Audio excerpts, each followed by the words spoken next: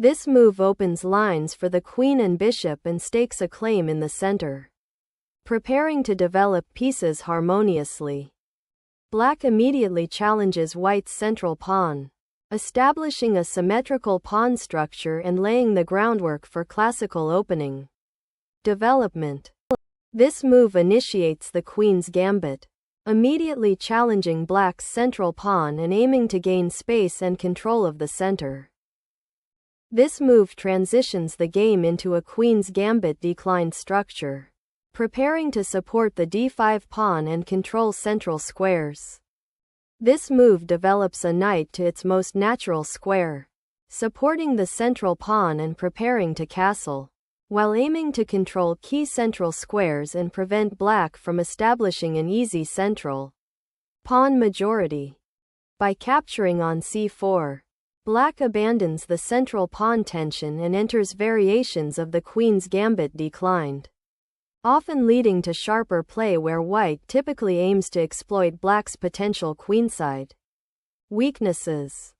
This move immediately stakes a claim in the center, fighting for central pawn control and opening diagonals for the bishop and queen, which is a standard response to black's queen's gambit declined setup. This move initiates a pawn tension battle in the center, aiming to challenge white's central pawn majority and potentially create an isolated pawn for white, if captured, opening lines for black's pieces. This move aims to regain the pawn and develop the bishop to an active square, leading into the queen's gambit accepted with a central pawn majority. This move challenges white's central pawn majority, aiming to equalize piece development by forcing the recapture of the pawn and potentially opening lines for black's pieces.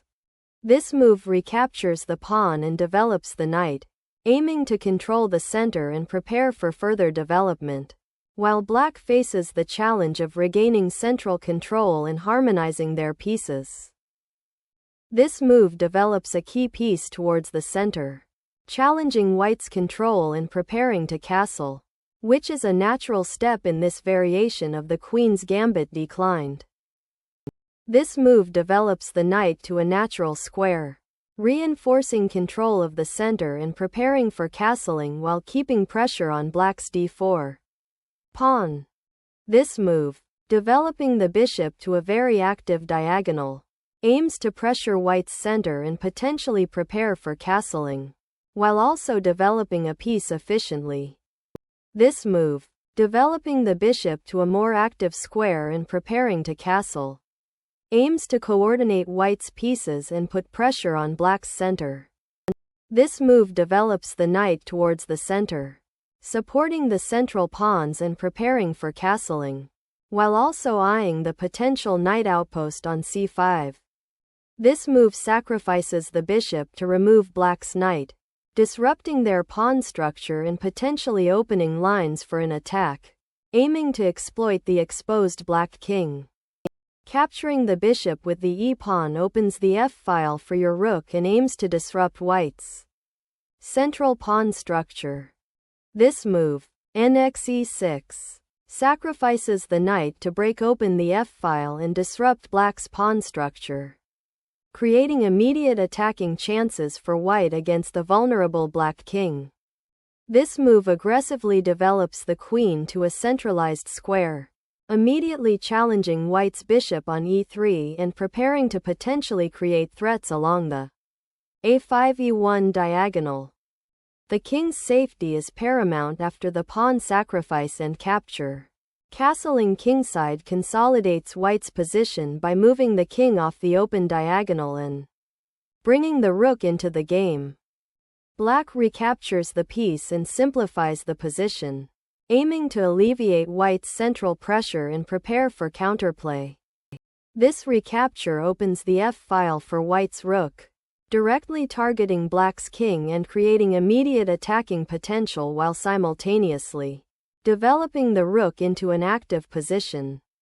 The king now ventures into the center to escape the pressure and potentially find refuge, although it exposes itself to enemy pieces. White's queen moves to a very active square, putting immediate pressure on the weak d5 pawn and also eyeing the queenside, while indirectly supporting the knight on e6. The king's adventurous journey to g6 aims to escape the immediate threats and centralize, though it potentially exposes it to further attacks along the a7-1 diagonal. This move prepares to double rooks on the f-file, creating significant pressure against black's kingside and exploiting the weakened f7 pawn. This move repositions the queen to a more active square, potentially eyeing the weak f2 pawn and preparing to support a pawn push or regroup to defend the king. This knight check forces the black king to move again, allowing white to further develop their pieces and exploit the exposed king position. Moving the king to h6 offers a temporary respite from the knight check but exposes it further to the open files and diagonals, making it a precarious defensive position. This move aims to reinforce the g-file and prepare for further pawn advancement, potentially creating a new attacking avenue against black's exposed king. This move desperately tries to create a pawn wall to shield the exposed king, but it significantly weakens the light squares and neglects the critical development of black's remaining pieces. With qb6, white is forcing a queen trade, aiming to exploit black's exposed king and the weak pawn structure on the kingside after the exchange. By recapturing the pawn, black accepts the material imbalance but activates the a-pawn to contest the open a-file, aiming to gain counterplay against white's kingside pawns. The rook now claims the open d-file, posing a direct threat to black's vulnerable king and supporting potential pawn advances or piece incursions. Black aims to activate the rook along the open g-file and contest control of this critical open file against white's rook, potentially forcing exchanges or improving its defensive and offensive capabilities. This move centralizes the knight, preparing to contest the d5 square and potentially attack along the g-file or support a pawn advance, aiming to exploit white's slightly exposed king. This move aims to exploit white's compromised kingside pawn structure and activate black's powerful knight by recapturing the pawn on g4. This knight maneuver seeks to exploit the exposed black king, aiming for the critical f5 square to further disrupt black's defenses and potentially launch a decisive attack. This move repositions the rook to a more active square, preparing to challenge white's powerful knight on e7 and potentially create threats along the 7th rank. This rook check on the 6th rank exploits black's uncastled king and precarious piece placement, aiming to force a favorable exchange or expose the king further to the open files. The king's daring sortie towards the queenside is a risky maneuver, aiming to escape the pin on the g-file and potentially find safety. But it leaves white with an opportunity to exploit the exposed monarch with further attacking pieces. This rook maneuver prepares to pressure the b-pawn and potentially create an attack along the 3rd rank, aiming to exploit black's exposed king. This move develops the knight to a more active square, aiming to support the pawn on g5 and potentially coordinate a counterattack or prepare to defend the kingside. This attacking rook swing on the h-file forces the black king to move again, aiming to exploit the weakened kingside pawn structure and create mating threats. The move, kg4 attempts to centralize the king and explore attacking possibilities along the g-file, but it risks exposing the king further and could fall victim to tactical threats.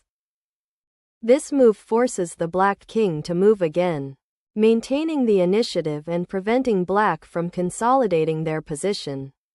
The king's desperate flight continues, but black's monarch is dangerously exposed, making it a prime target for white's attacking pieces on the open diagonals and files. This knight maneuver aims to exploit the weakened kingside and potentially create new attacking avenues by repositioning for a central or queenside thrust, while also defending against immediate threats. This move is a defensive maneuver to protect the f6 knight from further threats and to prepare to potentially reinforce the kingside defense. The knight's return to e7 offers crucial defensive support for the king and aims to redeploy to a more active square like f5 or g6, while also preparing to challenge black's advanced rook on g6. This move solidifies white's central control and prepares for a pawn push to exploit black's compromised kingside structure. This move recaptures the knight, opening the g-file for potential attack while forcing black to address the immediate material loss and the king's exposed position. With the king exposed and under immense pressure, this move aims to consolidate black's forces and defend the vulnerable king by bringing it to a slightly safer square, though the material disadvantage remains significant. This move forces the black king into a perpetual check situation, securing a draw through repetition, as white cannot avoid offering checks with the rook. The king must relocate to avoid the immediate capture from the knight and to escape the open file created by white's rook, seeking safety on the h-file. This rook sacrifice is a brilliant tactic to disrupt black's king's safety, forcing open the g-file and creating mating threats by exposing the black king's final escape. Squares.